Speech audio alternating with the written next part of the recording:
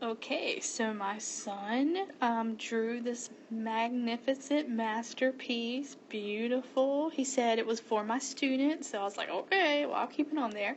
Anyways, I don't know what this blob is, but yes. Okay. So this is our function study guide. So what I try to do in Math 3 is I try to give you study guides that are basically the same as the test, but with different numbers. Obviously, you're not going to get the exact same test. So you can watch and you can learn how to do the problems, and you can figure out what you need to study and what you're good at before you take the actual test. So our learning target is I can model and solve problems using functions. So I might talk a little fast just to get through this video, but you can always pause it and go back if you need more time. So we're talking about transformations for this one. We have a parent function right here. So that's your absolute value function. So you should know that an absolute value function looks like this, and the vertex is at 0, 0. So we want to know what transformation would occur to come up with this one. So notice that this equation is not in our usual form. Y is not isolated. So the first thing we want to do is get that Y isolated. So we're going to subtract 4 from both sides. So remember, if stuff is already inside the absolute values, you're not going to mess with the numbers. You're just going to tack that -4 onto the end. So go ahead and graph that in Desmos and then look at the vertex and select the right answer. So the thing I love about Desmos is that you don't have to actually find points like using the second trace calculator options. You can just click on the point. So when you click on the point, it gives you 1, -4. So we started at 0, 0, and we moved 1 to the right and down 4. And then the answer choices, I don't know why sometimes, like on the EOC, they try to be trolls about stuff, but it's just flipped backwards than what you would usually look at. So pick the one that says 4 down and 1 to the right. So A is the correct answer. Also, anytime you're using Desmos and you're like, I don't know how to type in an absolute value, just Google how to type in an absolute value in Desmos, and it'll pop up and you'll know how. Alright, number 2. I try to color code this one. So we start with the red function, y equals square root of x. It's graphed here in Desmos for you. Whoa, I don't know why I made that sideways, whatever. Alright, so you can see the red one, and then you went to the blue one, and you're just wanting to know what happened to the domain. So if you look at the blue domain, it definitely starts right here at x equals 2, and then anything greater than x equals 2 is your domain. So you're going to pick the one that says anything that's x equals 2 or greater. Pretty easy. Alright, so this one, definitely not so easy. So we have this function, and we're trying to compose the functions, but notice the outer function is the inverse. So the very first thing you're going to have to do is find out what the inverse of that f of x is. Okay, so if you don't remember the steps, you can look them back up. The first thing that we're going to do is change f of x to y. We're going to switch our y and our x, and then we're going to get y by itself. So I'm going to subtract that 4, and I'm going to divide by 3. So this is my inverse function. Okay, so we have to know that. The thing in the middle, if you'll notice, and I should have done this in blue, sorry, here, pretend I did this in blue. That's just ugly now. Alright, this is the blue one, this is the inverse. Okay, so if you'll notice, in the very middle is your f of 3. So what you're doing is you're plugging in 3 into the original function right there. So I'm going to replace that x with 3. So 3 times 3 is 9. 9 plus 4 is 13. Now I'm going to take that 13 and I'm going to plug it into the x of the inverse function. So I have 13 minus 4 divided by 3. So 13 minus 4 is 9. 9 divided by 3 is 3. My final answer is going to be 3. D. Okay, so I already noticed that I have a typo. So this should be f to the -1 of -2. My bad, guys. Okay, so whenever you see that f to the -1, that definitely means inverse. And we talked about in the beginning of the year, if you had something like this, like a regular function, x would be the number in the parentheses, but because we're talking about an inverse, remember that the x and y switch, so it's really like this. So what we're saying is, if we're talking about an inverse, the number in the parentheses is the y-coordinate. So what this question is asking, what is the x-coordinate when the y-coordinate is -2? And all you have to do is look on this chart, which is the only coordinate point that has a y-coordinate of -2. It's this one. And then you just list out what is the x-coordinate when y is -2. X is 0. And you move on. So just remember, inverses flip the x and y. Alright, so just like that last one, the table below shows several values, blah, blah, blah. So g of x has an inverse. What is the value? So here it is again. When g to the -1, remember that means inverse. And remember, because it's an inverse, we're talking about the y-coordinate. So when the y-coordinate is -3, what's the x-coordinate? So look on the chart. There's only one that has a y-coordinate of -3. And the x-coordinate is -1 when y is -3. Pretty easy. So number four was looking at a graph. Number 5 was looking at a table, but they're all talking about the same thing. Okay, so number 6, we're actually going to look at finding the inverse. And I know I'm finding the inverse because it says it right here. It has that notation.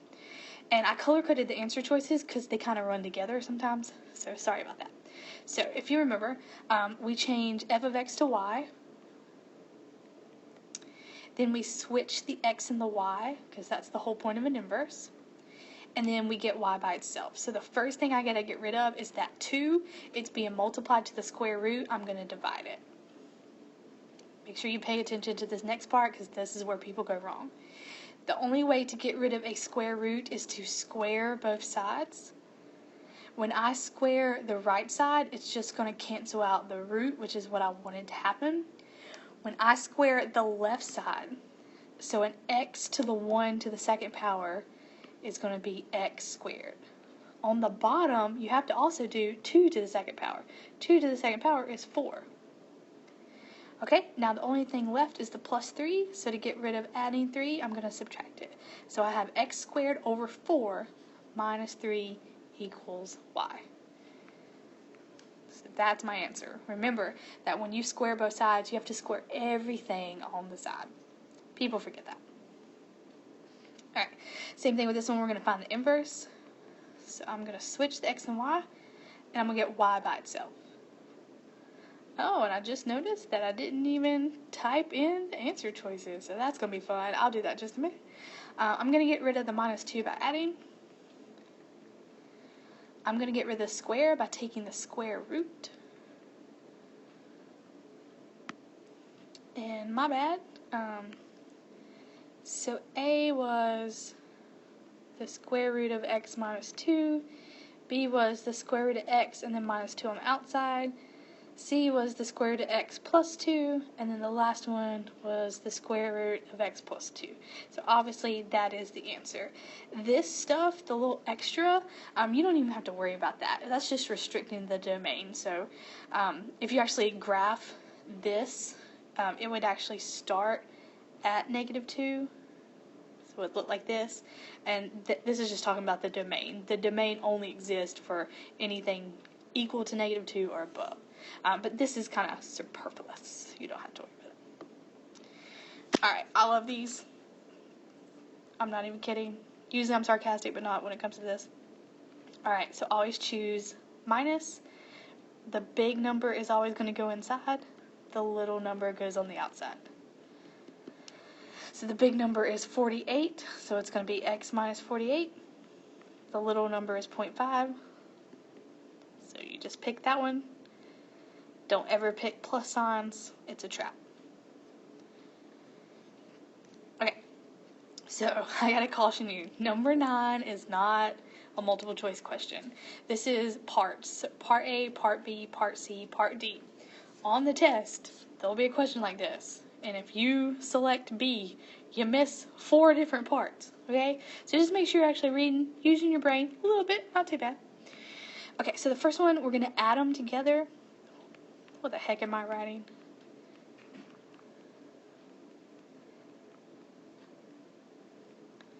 And I'm going to get like terms together. So I got 2x squared. Get rid of them. Then I'm going to combine this. You can do a minus 1x or you can just do minus x. Why the heck did I mark out the 5? And then 5 plus 4 is 9. So that was messy, sorry. So part B, this is one quantity minus another quantity. This is when you treat that like a -1 and you distribute it. So we have 2x plus 5 minus 2x squared plus a 3x minus 4. And now I'm going to get my like terms together. So I got -2x squared.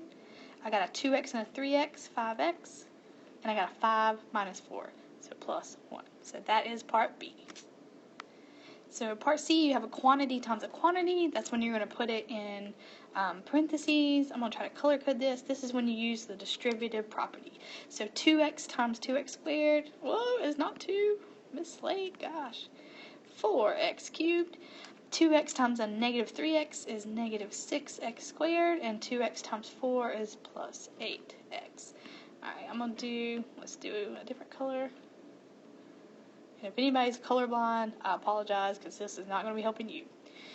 So 5 times 2x squared is a positive 10x squared. 5 times a -3x is -15x. And 5 times 4 is 20. So I can easily get my like terms together. There we go. Then we got plus 4x squared. Check, check. And then we got minus 7x. I did not write an x beside that. Check, check. And then plus 20. So that is part C. So A, B, and C should not be new information. D is the new operation we talked about. Okay, so my first function is f. It's going to be my outer function. My second function is g. That's my inner function. So see how I put the g inside the f? That's exactly what I'm going to do. I'm going to take this g function and I'm going to put it inside the f function. So the f function was 2 something plus 5. And then now we know that that something is 2x squared minus 3x plus 4. Alright, so anytime there's a number outside of a parentheses, you distribute, so that becomes 4x squared minus 6x plus 8. And then you have that plus 5 at the end, so your only like terms are going to be the plus 8 and the plus 5, which gives you plus 13. And that is a 6. It does not look like it. Oh, I even made it uglier. Okay, it's a 6. Moving on. Okay, so this one, we're not talking about inverses, we're just talking about a regular old function. So remember, this is how they usually look. So that means that x equals -1. So I'm going to look at my chart, and remember, only closed-in circles are actually going to exist. So when I look at my chart, x equals -1, the only place that I have a closed circle is right here.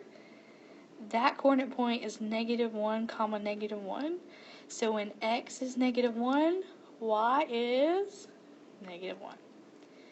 We didn't have to switch the x and y coordinates because we are not talking about an inverse. Alright, so the total cost for a taxi ride includes an initial fee of $2.50. So just stepping into the taxi cab, you're going to pay $2.50. Plus an additional charge of 0.5 for every mile or part of a mile. What that means, if I drive half a mile, I have to pay 50 cents. If I drove a whole mile, I had to pay 50 cents. And then any more than that, I would go up another 50 cents. So it wants to know what's the total cost if you had to drive 3.75 miles. Alright.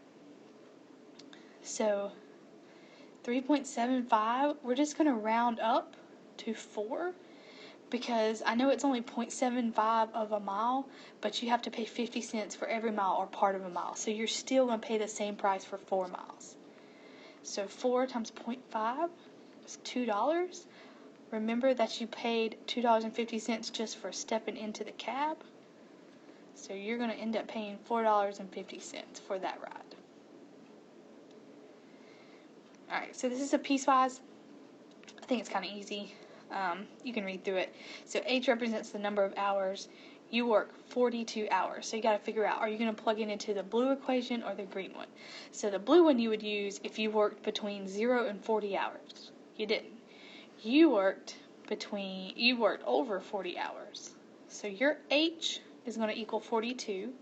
And you're going to use that green equation because your H is bigger than 40. So you're going to replace that letter H with the number 42. Alright, and you can either do some mental math or you can just use a calculator. And I got $320. Ah, come on, Orange. There you go. Alright, another piecewise. I color coded it so it's a little bit easier. So remember, the number inside the parentheses is your x value. Oh, hold on. Okay, my bad. No phones in class. JK, we're not in class. Okay, so this one's saying that x equals 0. So it falls into the green category because this says x is between -5 and 3, and 0 definitely between -5 and 3. So I'm going to replace the x in the 2x plus 4 with 0. And when I do that, I get 4. So this answer is going to be 4. Alright, so now the next part says, I'm going to forget about the 9 in front of the f of 5, and I'm just going to do f of 5. So this means x equals 5. So it goes into the purple one because it says anything that's, if x is greater than or equal to 3, you plug it in the purple one. So I'm going to replace the x in the function with 5. I don't know what I'm writing. Okay, and I do this in parts. I'm going to do the top part. So 2 times 5 is 10, 10 minus 5 is 5, and the bottom part, 5 plus 4 is 9. So this is going to be 5 over 9. And then I'm going to do the next one. So this is saying x equals -6. And we're going to use the blue one whenever x is less than or equal to -5, -6 is less than or equal to -5. So I'm going to plug in a -6, and notice how I'm putting that -6 in parentheses. If you're not doing that, you're telling the calculator to do the wrong thing. If you're good at mental math, it's probably going to work out fine. If not, do it like I'm doing it in the calculator. Put a negative in parentheses. So I got -60. Alright, so now we're going to do the last part of it. So it says whatever you got for f of 0, which we got 4, plus 9 times whatever we got for f of 5, and then minus 3 times whatever we got for f of 6, f of -6, sorry. So we're going to put all of that in our calculator. Definitely make sure to put parentheses around stuff, definitely around a fraction, stuff like that. Alright, so I got 189. Okay. Oh, look, I magically corrected it. Yay! Alright, so, first thing I see is that we are talking about an inverse because it says f to the -1. It does not give me the inverse, so I'm going to have to find it. So I'm going to change f of x to y. Then I'm going to switch x and y, and I'm going to get y by itself. Okay, there's actually 2 things that you can do at this point. You could multiply both sides by 3/2, or you could divide both sides by 2/3. So if you divide both sides by 2/3, it'll be like this. And really, it's whatever you're more comfortable with. Okay, so now it definitely says to evaluate the function at 6. So I'm going to replace everywhere I have an x with 6. And make sure you type it like this in the calculator or you're going to get the wrong answer. Always, always put fractions in parentheses. So I got the answer was 6. There's also some other ways to do it. Some of you think mathematically, and you could probably come up with an even shorter way to do it. For the rest of you, do it this way. Okay. Alright, so all that's happening here is you would graph this function, and then it says to replace the 3 with a 1. And you can do that in -1, replace it with a 1. The only thing that's going to happen is it's going to go down. You can check that out in Desmos if you don't believe me. Alright. So that should say y equals the square root of x. So if it shifts 2 units to the left, it's actually going to be a +2 inside. And if it goes 3 units up, it's going to be +3. If you don't believe me, you can graph that and make sure that it actually works. Alright, so for these, I have to get the absolute value bars isolated. Alright, so I'm going to get rid of the 3 by subtracting. So this is like having like a negative 1 in front of that. So I'm going to divide both sides by negative 1. Alright, and now that the absolute value bars are isolated, I'm going to set this equal to a positive and a negative 10. And if you don't remember why, then go back and look at your notes for absolute value. And then I'm going to solve for it. So I'm going to get rid of the minus 5. I'm going to get rid of the 2. I'm going to get rid of the minus 5. I'm going to get rid of the 2. Alright. So here's another piecewise. I try to color code it for you. So you're saying when x is 4 for the first one, I'm going to replace x with 4. I get 7. And then for the last one, you're saying x is negative 2. Oh, and I just caught my mistake because I just assumed. No, this one is also blue because negative 2 is less than or equal to 4. Ah, tricky. I tricked myself. So 5.5. Okay. So the last thing it says, whatever you got for f of 4, we got 7, plus 3 times whatever you got for f of negative 2, and we got 5.5. And obviously, I don't think this is going to be answer choice. Oh, so there should be a 23.5. I'm going to fix it. It's magical. Yay! Woohoo! Alright, so for this one, we're going to match the interval notation with the correct category. So, if you'll put this in Desmos, and then I just wanted to show you how you can change the window in Desmos. So if you'll click on, there's like a little wrench over here, that's your graph settings. And if you'll change your x-axis to between negative 10 and 10, and if you'll change your y-axis to between negative 150 and 100, you'll have the same graph I do. Okay, so I'm going to get rid of that. So that's how you change your window. If you ever forget how to do it, you can always Google how do you change your window in Desmos. So, I love Desmos because you can just click on the actual points that you want. I think that's so handy. It saves you so much time. Okay, so here's what we wanted to know. We're just trying to figure out where it's positive, negative, increasing, and decreasing. So positive, well, let's do this. So we're going from negative infinity to negative 5.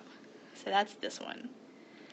So that one could be positive. It could also be decreasing. So let's look at the next one. From negative 5 to 0. So from negative 5 to 0, we're right here. And the only thing that one could be is positive because it's always above the x-axis. Positive. Ooh. Alright, so I'm going to go back and say that the green one is going to be decreasing. Alright, and then let me switch another color. From 3 to infinity. So from 3 to infinity right here, it could be increasing. It could also be, oh, it should be, we'll do increasing. And then if we have like extra stuff, we'll go back and say it. And then from 0 to 3. Alright, so I would say, yeah, from 0 to 3, that can only be negative because it's below the x-axis. So remember that when you do this, your interval notations, sometimes they can fit in multiple places, but you got to put them in only one place. So in order to make that fit, this is how you had to do it. The first one had to be decreasing, the second one had to be positive, the third one had to be increasing, and the last one had to be negative just to make it work. Alright, and then last one, all you got to do is look at that chart that we talked about in class. So if k increases, so k is the number in front of the parentheses, which is the same as a. So if a is greater than 1, it stretches vertically. Crap. So your teacher can't read because it definitely says decreases. My goodness. Okay, so if the A was growing, it would be stretching vertically, but because it says decreases, very important to read the whole problem, Miss Slate. It's definitely going to vertically compress, so it's going to do the opposite. Alright, I know that was rushed. I can only make these videos 30 minutes, that's why. So if you need extra help, contact me. Bye!